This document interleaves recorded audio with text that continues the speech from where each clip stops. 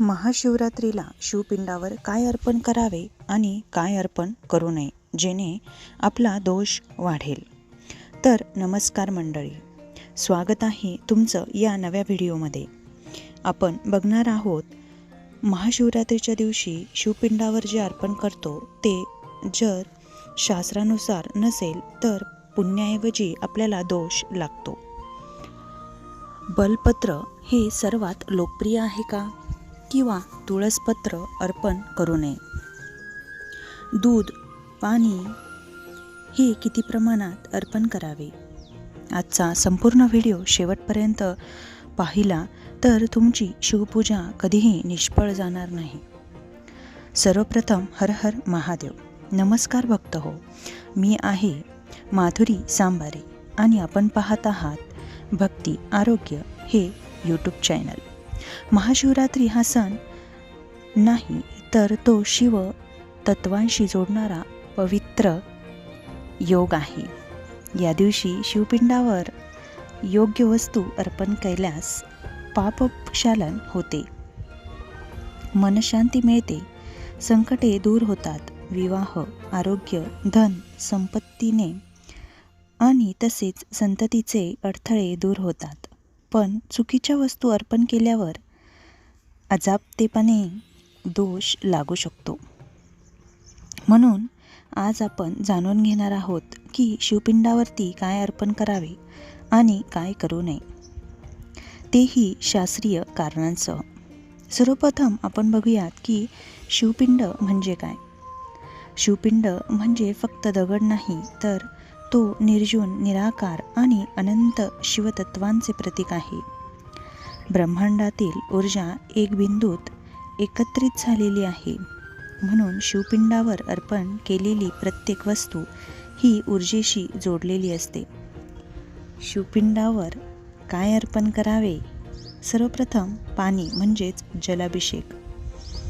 शुद्ध पाणी जसे की नदीचे पाणी, गंगाजल तसेच विहिरीचे स्वच्छ पाणी. कारण शिव हे जलत्वाशी संबंधित आहे.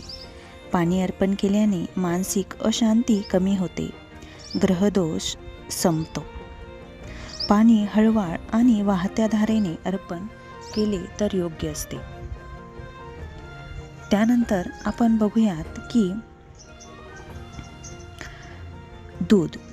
गाईचे दूध हे सर्वोत्तम, कमी प्रमाणात अर्पण करावे. दूध म्हणजे शुद्धता, सात्विकता, आरोग्य दोष, दुर्बलता आणि मानसिक थकवा दूर होतो. जास्त दूध अर्पण करू नका, ते दुधाचे अपव्यय मानले जाते. त्यानंतर आहे दही. दही अर्पण केल्याने आपल्या जीवनातील स्थिरता येते, आपले नातेसंबंध सुधारतात. त्यानंतर आहे मध. मधही शिवलिंगावरती अर्पण केले तर उत्तमच. मध म्हणजे मधुरता, वाणी व संबंध यांचा गोड होतात. विशेषतः वैवाहिक अडथळे, दाम्पत्य कलह असणाऱ्यांसाठीही दुग्धाभिषेक तसेच मधांचा अभिषेक हा उपयुक्त असतो. त्यानंतर आहे तूप.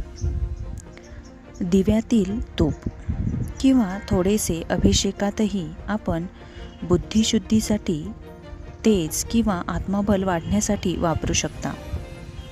त्यानंतर आहे पंचामृत अभिषेक. दूध, दही, मध, साखर आणि तूप या 5 घटकांनी मिळून पंचामृत अभिषेक पूर्ण होतो. सहसा हा अभिषेक 2 मिनिटांसाठी तरी किमान वेळेसाठी करावा. पंचतत्वाचे संतुलन यामध्ये साधले जाते. असा हा अभिषेक महादेवाचा पूर्ण होतो. त्यानंतर आहे बेलपत्र. बेलपत्रचा अभिषेक हा खूप महत्त्वाचा असतो. यामध्ये 3 पानांचे बेलपत्राला खूप महत्त्व असते. बेलपत्र हे तुटलेले किंवा कीड लागलेले नसावे. असे तुटलेले किंवा कीड लागलेले बेलपत्र शिवाला अर्पण करू नये. शास्त्र सांगते की बेलपत्र हे त्रिफळ शुद्ध असते, त्रिगुण नाश होतात, पापक्षय होतो. त्यानंतर आहे धतुरा. शिवाला धतुरा हा अत्यंत प्रिय आहे.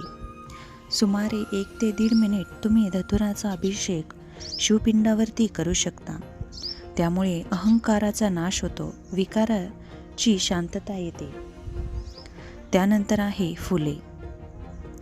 पांढरी फुले, कमळ, धवळ फुले याचा अभिषेक तुम्ही 1 ते 1.5 मिनिटे शिवपिंडावरती करू शकता.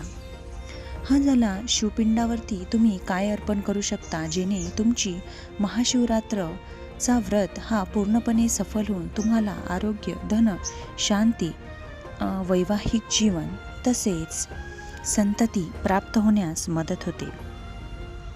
आता शिवपिंडावरती काय अर्पण करू नये, ह्या गोष्टी तुम्ही शिवपिंडावरती अर्पण केल्या तर तुम्हाला मोठा दोष लागू शकतो. सर्वप्रथम तुळस. तुळस ही शिवपिंडावरती अर्पण करू नये. याचं शास्त्रीय शुद्ध कारण म्हणजे तुळस ही विष्णुप्रिय आहे, त्यामुळं ती शिवपिंडावरती अर्पण करू नये. त्यानंतर आहे केतकी फूल.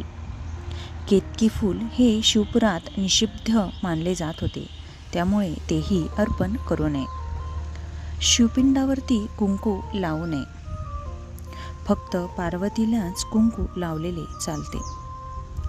केशर किंवा सुगंधी तेल याचाही शिवपिंडावरती वापर करू नये, कारण राजस तामस मानले जाते. त्यानंतर महत्त्वाचं म्हणजे प्लास्टिक किंवा कृत्रिम वस्तू ह्या शिवपिंडावरती टाकू नयेत. याचा पूर्णतः निषेध केला गेला आहे. शिवपिंडाला स्पर्श न करता अभिषेक करणे म्हणजेच संत पाण्याची धार ठेवून शिवपिंडाला अभिषेक केला जातो, हे आपण नेहमी मंदिरात बघतो. पाणी हे नेहमी वाहते असावे. आता आपण बघूयात की उपवास आणि पूजेनंतर नेमकं काय करावे.